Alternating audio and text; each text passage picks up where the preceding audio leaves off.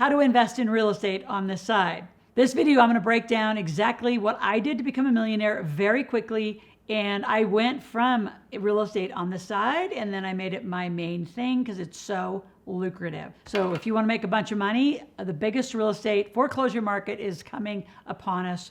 We're filming January of 2023, just so you know when this is, and we're about to hit a great stride. So get a pen and paper. We have a lot to talk about.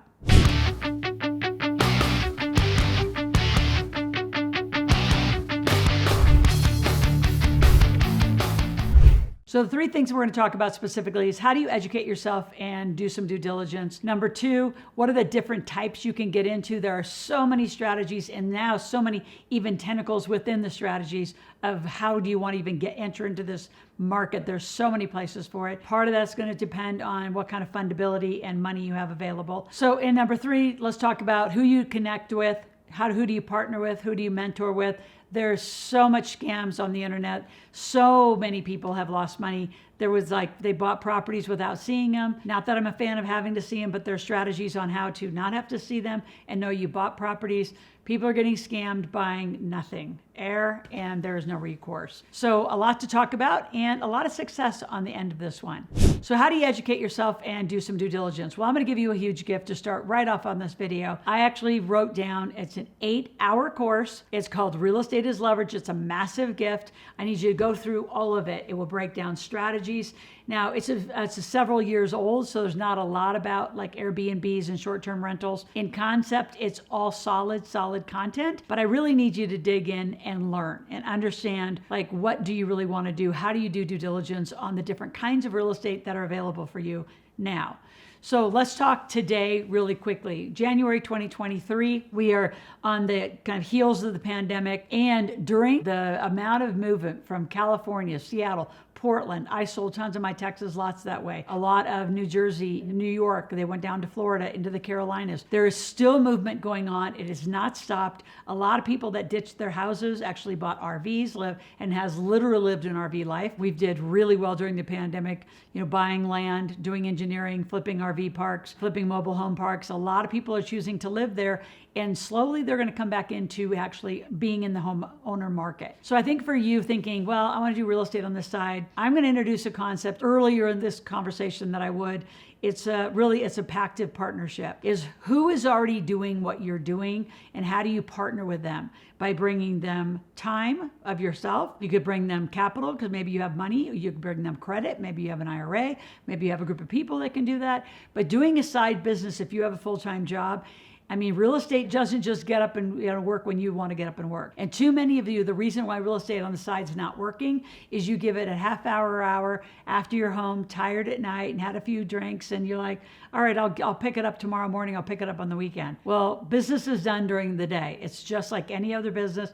It's a business. So I always like to, if I'm doing it on the side, which I've done forever on the side, I was very active as a business owner for about 1999, 2005, that's what I did. And then I started doing books and more coaching and did all that. So it was a full-time business. So I partnered with people that do full-time. That is what they do. So that's your safest way, I think, is don't go out there on your own. You don't know enough about it. You don't know the markets. You don't know how fast things move. Again, we're January 2023 in this conversation, and what's coming in front of us, if you have cash and can access cash or great financing through some banks, is a lot of foreclosures. Now, it's not the foreclosures of the past where it's the broken down little houses and the people can't afford, they lose their small job. We're talking about a lot of what I call middle class people who were buying $300,000 and $400,000 homes. I know we were building them and selling them at $300,000 and $400,000. And around November 2020 into the beginning of 2021, those prices on $300,000 and $400,000 houses went to $500,000 and $600,000.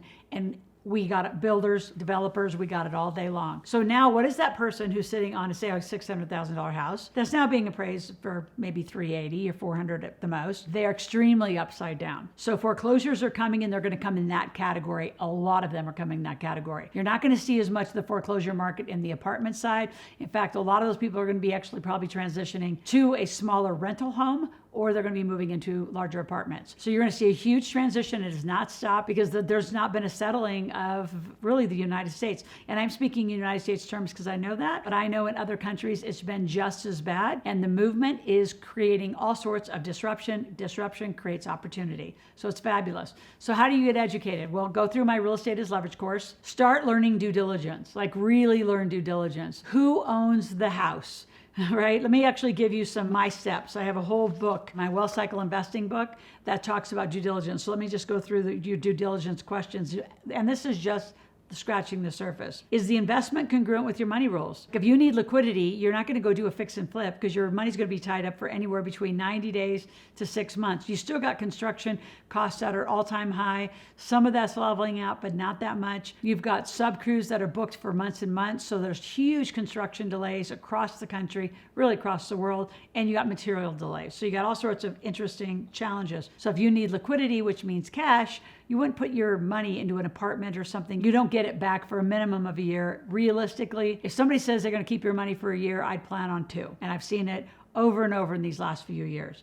Number 2, what's your exit strategy? Again, are you in for short term? You want this long term? What's big money investing? Some of you think writing a $25,000 check is a big deal. For some people, writing a $250,000 check feels very similar to those of you writing 25. So what does it mean? How much do you have? What percent of your total portfolio are you going to start investing in real estate? Who has the oversight of the investment? So there's a whole bunch of scams, and these are probably the ones I hate the most. The people who run around and say, oh, I'm going to put you into a property, I can manage it. So first of all, depending on how they pitch that to you, it could be a security, which means you got a whole violation starting out the gate. But what's worse than a single family house in the middle of some moderate to big town, a big property manager that's charging you 8 to 12%, and then they pull in the most expensive plumbers, electricians that are costing $75 to $100 an hour. I see the people who do single family houses around the country in larger cities that are property managed by somebody who's going to do it all for you, have the worst cash flow. And most of those clients, I'm helping them divest those kind of assets. It's a mess. They don't have a team.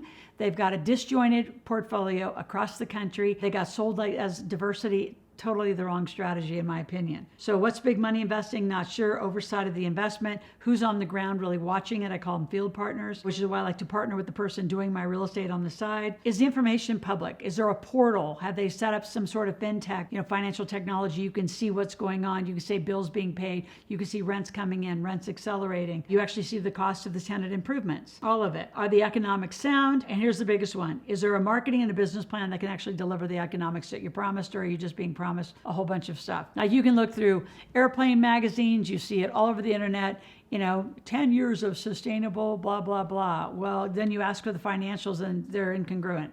They don't match what they say they're promising. And can the leadership deliver what they say? So, one of my greatest mentors always said, money will follow a management team with a resume. So if you're out there watching this video for the first time, I'd go to my search bar, search for other real estate videos. I do a ton in real estate. I'm a real estate millionaire. Just made another million in real estate in the last year. So love real estate, always will be in my portfolio. But I partner with the people that are actually on the ground working the project. That way they have skin in the game. They're not just charging me fees. So I do it a little different than a lot of the people on the internet say. And by the way, those TV shows, they're all entertainment. I mean, they're cute. Maybe some cute decorating ideas, but what they're doing in the numbers, the financials don't work. So what do you want to do as a real estate side hustle? I don't know. I mean, a lot of people say wholesaling. I think that's challenging. Again, you're a newbie. To wholesale, you've got to have a list of buyers and a list of sellers, and somewhere magically in the middle, find a title company where you actually can do a close and you take the spread. That's harder than you think if you're starting with from ground zero. I'd rather see you arbitrage Airbnb, meaning that's easier. You can find people who have homes